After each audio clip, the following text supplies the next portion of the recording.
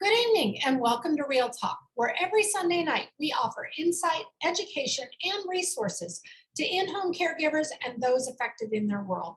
These are the children, the parents, the extended family, and everyone who loves them. And our goal is to offer real-life topics and learning through discussing real issues and offering real solutions. And tonight, I'm very excited to welcome our guest, Maranda Bower, who is the CEO and founder of Postpartum University, supporting both mothers and professionals in health and whole body healing. She is a renowned expert and top educator in the fields of functional nutrition and coaching related to postpartum and nicknamed, the Womb Whisperer. She's also been named as a best-selling author, international speaker, and has appeared in over 50 publications, as well as having been a guest with us on Real Talk before. So Maranda, we need you to unmute your microphone. There we go. And welcome. It's good to have you. Thank you so much. I'm so glad to be here yet again. And you will see me go on and off mute because I have 4 kids in the background and I am going to be really respectful. That's just real life, right? Yeah, that is real life for you. It is. And that's part of the fun of doing this is we do them in real life. So we're going to kind of dig in tonight into one aspect of what you do and discuss the significance of postpartum nutrition and its deep relationship to postpartum depression. And I think this is an area, at least for me, that is a newer understanding. I've always known that food has an impact, but I think I didn't really understand how it has such an impact on our mental health. And I think overall, as an industry, maybe we don't have a good understanding about that. So I'm really excited to talk about this tonight. Before we jump into that, I would love for you to share with our audience just a little bit about how you got into this, how you learned this stuff, kind of what brought you to this point. Yeah, that's such a great question. Thank you so much for that introduction. And I had mentioned I have 4 kids. My oldest is 12, my youngest is 2. And we really began this journey through my own postpartum experiences. I had extreme depression, extreme anxiety. I had lost my partner during that time. I had lost my job. It was a very difficult place where being able to live was incredibly difficult, right? And I share a lot of that story in our previous episode that we had done together. But really my journey to healing is where I started the work that I'm doing now. And when I started looking at what is going on here, why are so many women suffering through postpartum depression and anxiety? Like the numbers are astronomical. We feel so alone in our experiences. And I definitely felt like I was the only one on the planet going through what I was going through. But statistically speaking, we know that's obviously not the case, right? We know that a ridiculous amount of women, right? I would say that 1 in 4 women go through postpartum depression and anxiety, but we know that statistic, as we have this conversation, is no longer accurate with what is going on in our world. That's actually those numbers we're looking at 1 to 2 to 1 to 3 at this point in time. So with that said, like, why is that happening? There's something fundamentally going on that shouldn't be, because having depression and anxiety or any sort of mental health issue is not a biological norm. Mm-hmm. This is not how we're supposed to do it. This is not where we're going to, continue the population and grow. Like we start looking at at this from a scientific standpoint. And so for me, with the scientific background, I really wanted to know why. And that's where I began this journey and discovering everything that I have, and now teaching that to a multitude of women and helping them heal their bodies through this process, through the use of food, along with some other key components as well. Fantastic. So we're gonna, as we know, most of our audience is predominantly newborn care specialists, postpartum doulas, nannies. We do have parents who watch. But before we kind of hop into your topic tonight, give us just a very short primer on staying within scope of practice. Yes, this is such an important question, and we could really spend an entire episode doing this conversation alone. I will tell you that nutrition and what I'm about to share with you here is the most fundamental, foundational pieces to health and healing. Doesn't matter if you're in postpartum or not. And by missing this information, by not sharing this information, we are doing a significant disservice to the women that we are serving because they are not taught this information. Our doctors and our providers are not taught this information. So if we don't do it, who will? Mm-hmm. If you have the ability to speak on, and you're not diagnosing, you're not suggesting, hey, you have an iron deficiency. You're communicating the significance of postpartum nutrition. And hey, by postpartum nutrition, we're not talking about salads and smoothies, some of the most harmful foods that you can eat during this time. We're talking about how to replete your nutrient stores. And here's some basics that you may want to follow, but I will tell you why it's so important, right? Like, it's going to play a role in your mental health. It's going to help you recover faster after the birth of your baby. It's going to give you more energy. It's going to help you sleep better, right? And just by sharing that alone, that is within our scope of practice. And I might even say it should be an obligation that we have, that we carry this responsibility on our shoulders because of its significance. Right? We can leave the diagnosing out. That's not within our scope of practice, right? We can leave those recommendations at the door and have them refer to their primary care provider. But the information, the knowledge that we're not taught is fundamental, and it needs to be shared. And that's our job. Nobody else is going to do it. Yeah.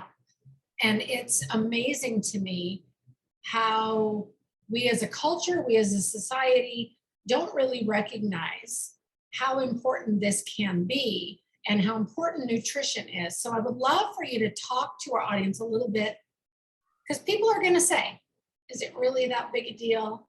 So how important is this to the postpartum period? How important is postpartum nutrition? Yes. I'm going to first say that we actually do know the significance of nutrition in our bodies, but we have an entire healthcare industry that is built upon repeating customers. And so it's very hard to live in this very masculine, very, I need your money, I need your reoccurring services. This is our healthcare industry as we know it. And so and I won't get into the facts and the statistics on, how the FDA works and approving all of these things and whatnot. But what we know is that it's an industry, and there's lots of money involved, and money moves things. And so we do know the significance of nutrition and its role in health, but we don't like to talk about it because it generally leads to healthier people, and that doesn't create the income that some people would really like, right? So with that said, and I will say it's a really hard topic, and many of you might not necessarily see it as that, but we do know, and we don't talk about it enough, right? And postpartum nutrition, we're going to take this one step closer, one step deeper. Postpartum nutrition is not a studied area of science. Mm-hmm.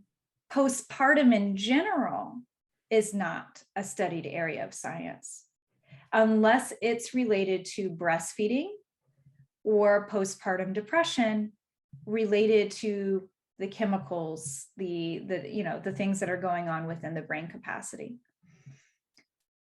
And there's just not, again, a lot of money to it unless it relates to those key things. And so we don't put a lot of effort to study how the body shifts on a physiological and psychological level. And because we don't really put the focus there, we miss a great deal of what happens within the body. And when we study things like postpartum depression, we know that deficiencies in key nutrients are some of the main leading causes of feelings of depression and anxiety. We know when we are significantly depleted of magnesium, of iron, which happens so often and after birth because we lose a lot of blood oftentimes, right? We know that a multitude of others, like there's a very long list we can get into. It's not necessarily important here, but they're all very much related to feelings of depression and anxiety. But no one goes and gets tested for their nutrient levels before receiving a diagnosis of depression or anxiety. So we're not touching base on the actual root cause of what's going on within our body. And we're not putting into consideration the unique changes that are occurring within our body that doesn't necessarily reflect what's going on with, say, regular depression or, clinical regular depression. I'm saying regular to reflect, that there is a difference between those who are in the years postpartum and suffering from mental health concerns versus those who are not. Mm-hmm. So I want to address something that you mentioned. And I want to ask, you mentioned depletion. And we, as a culture, many times tend to treat what's going on postpartum as normal. And so why is it? Why do we view this as normal? Why are women so incredibly depleted during this time? Yes, such a great question. And I think when you really start looking at it, it's kind of obvious in that, man, we just spent a really long time growing a human being with our own bodies. That's significant, right? You did that. You grew a human being. And many times we grow a human being and then a year or two later, we grow another one, right? And we do this over and over again for many of us. I mean, I have 4 kids, right? And so you spend a great deal of your time and your energy and your own resources within your body. And we know this on a scientific level. We know that if you, for example, don't have enough calcium to give your baby, if you're not in consuming enough, it's going to come from your own body. It's going to come, your baby's going to leach that and take that from your body to, we know this. So if you're not getting enough in your pregnancy, you're going to experience a need. But even deeper is that we go through this birth process. And how significant is that? How much, I mean, we often say, and almost jokingly, it's like, the biggest marathon of your life, giving birth, right? And we've got to prepare for the big marathon, and we've got to really get our body and mind ready for this. When a person who is training for a marathon trains for the marathon, what's one of the number one focuses that they place? Nutrition. Mm-hmm.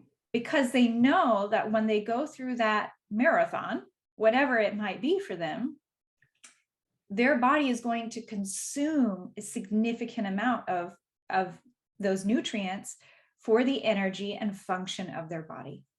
And what's happening in postpartum, or during, I should say, the birth experience, is a significant change, right? It's not just this laborious experience. It's also this radical shift in your nervous system, and your hormones are shifting, literally going from off the charts on one spot, over here, to off the charts on the other side of the spectrum. And so there's a multitude of changes that are occurring within your body simultaneously.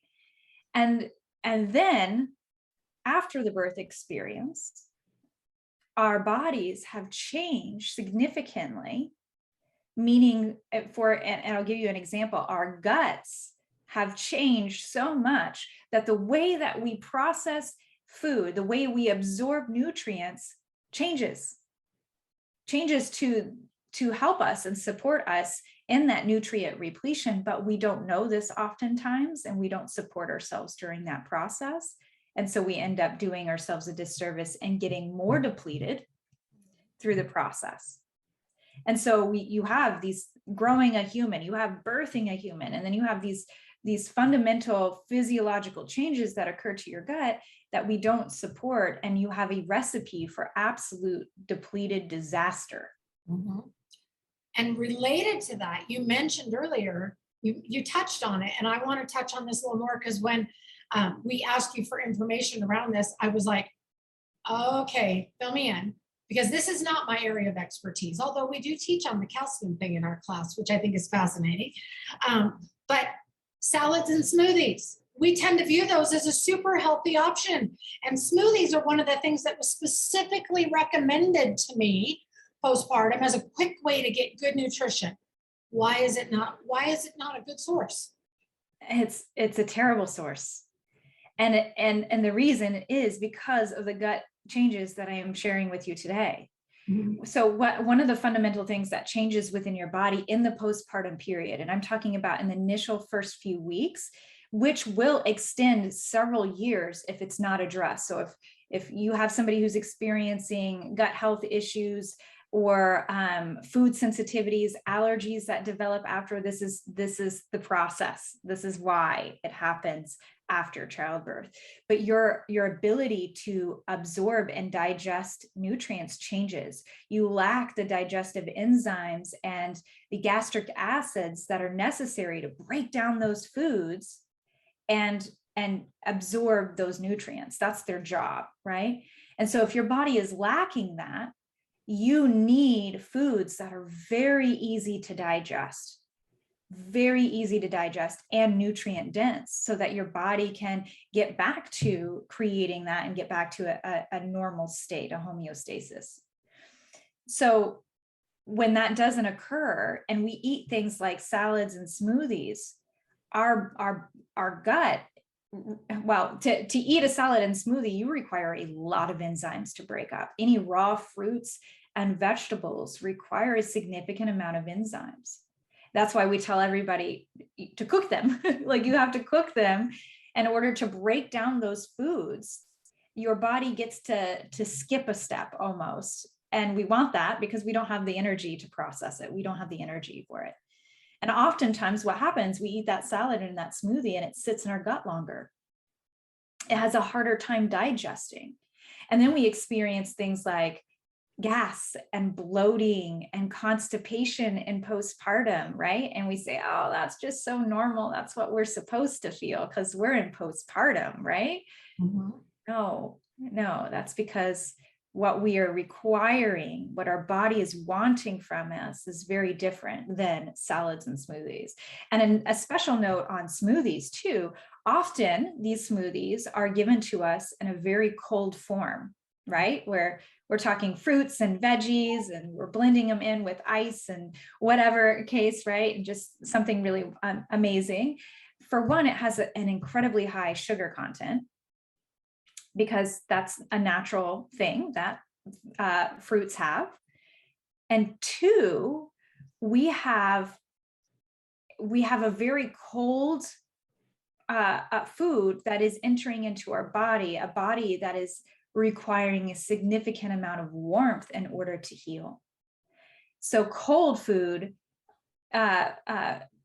stops blood flow or slows blood flow.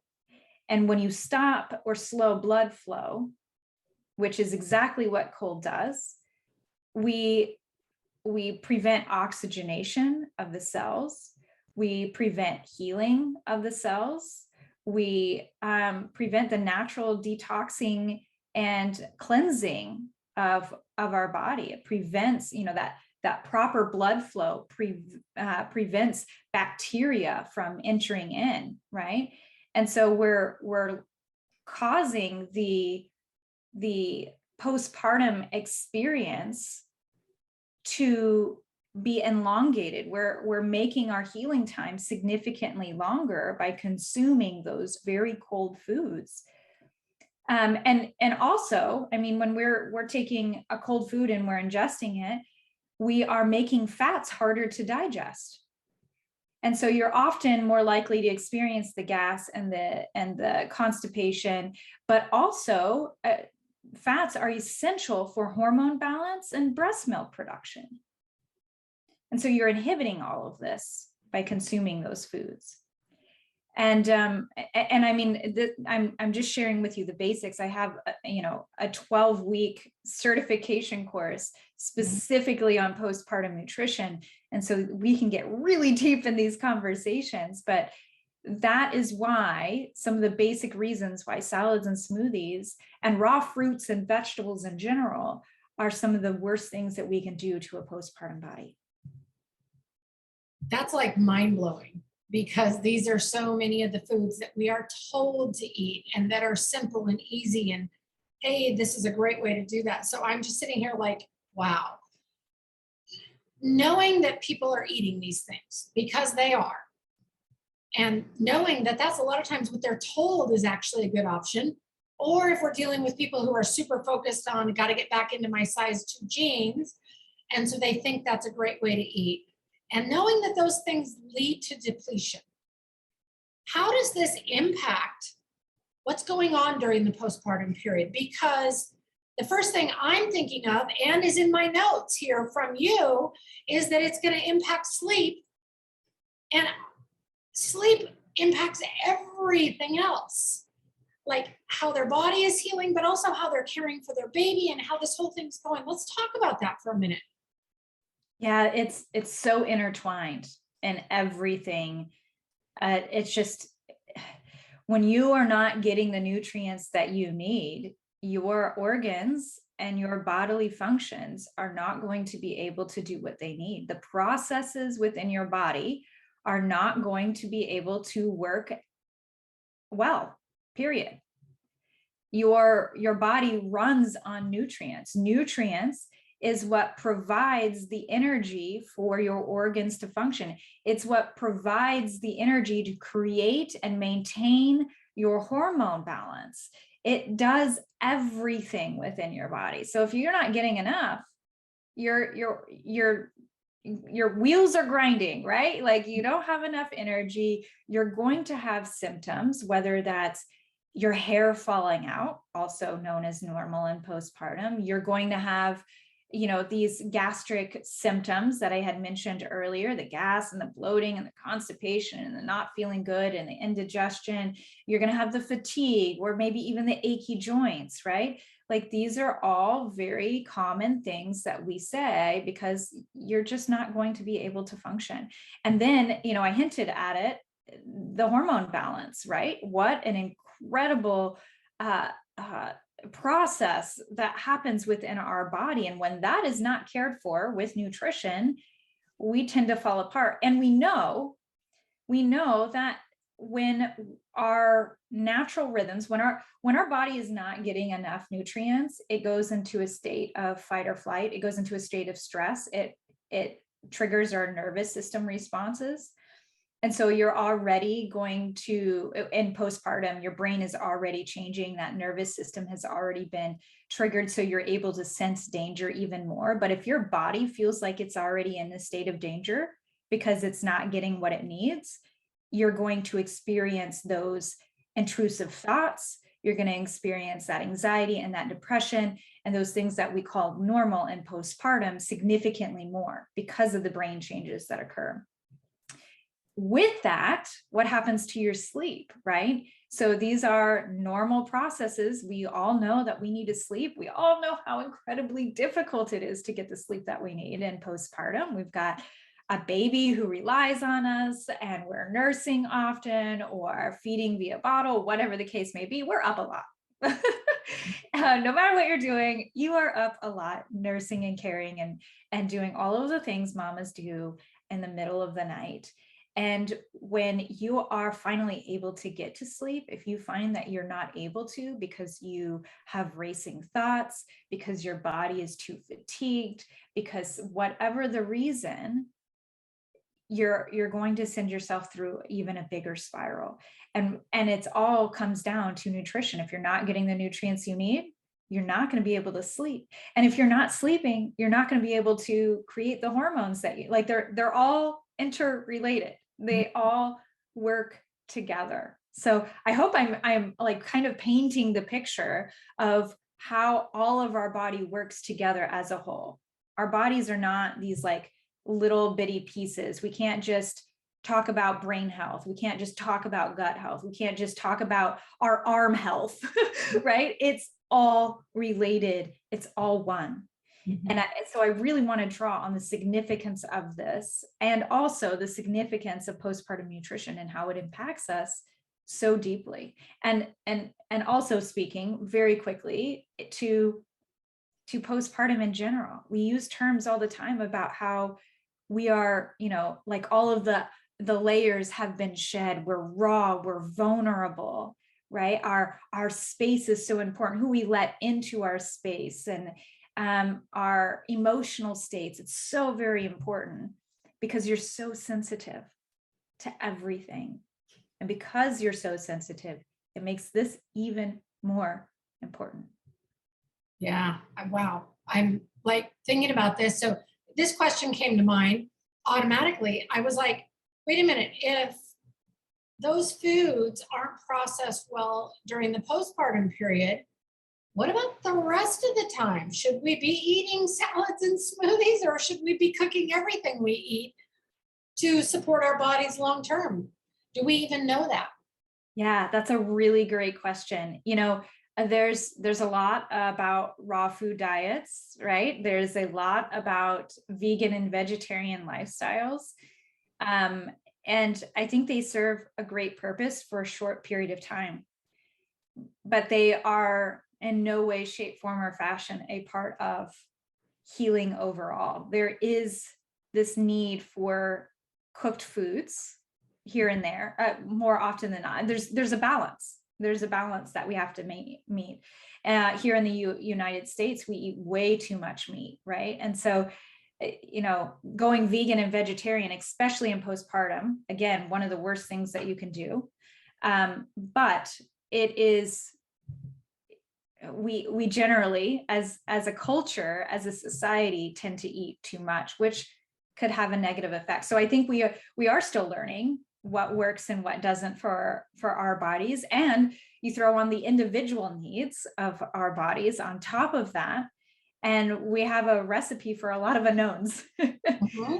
But what we do know about postpartum nutrition, by being able to really hone in on a particular time, and this is very true for people who are cancer patients or people who have an autoimmune disease, right? We're able to hone in and say, hey, actually, these things are really important for you to consume, and these things are really important to do for your food and for your body and for your gut. We're able to do that, but we don't normally focus on that in the terms of when you're in quote unquote good health, right? Right.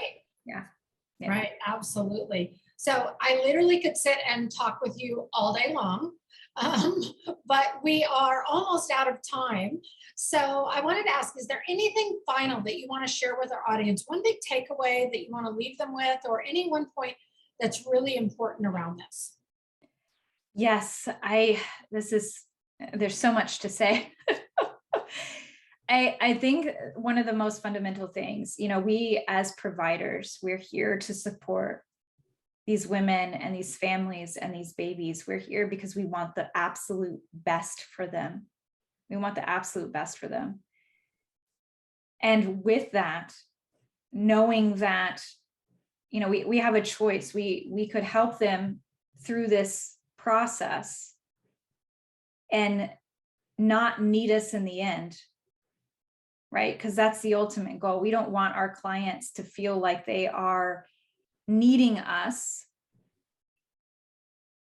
We don't want them to feel as if, what's the word I'm looking for? Like they are so well cared for because we were there, that they no longer need us because we were there. I mean, how incredibly empowering is that to the families that we serve?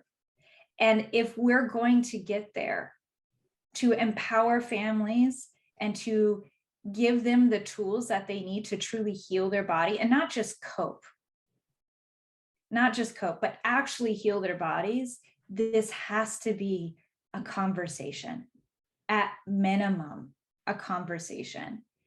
And so I highly recommend researching, looking into this. I have a multitude of things that you can do and take and learn. And my website, postpartumu.com, there's plenty of resources, but take some and pass that information on. Again, if you don't do it, who will? We have an obligation to share this information.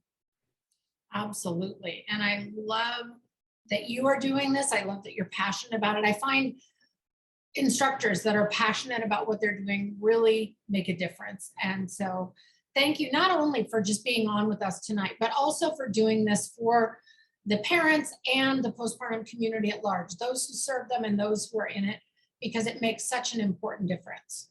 Thank you. Absolutely. And thank you to all of you for joining us tonight.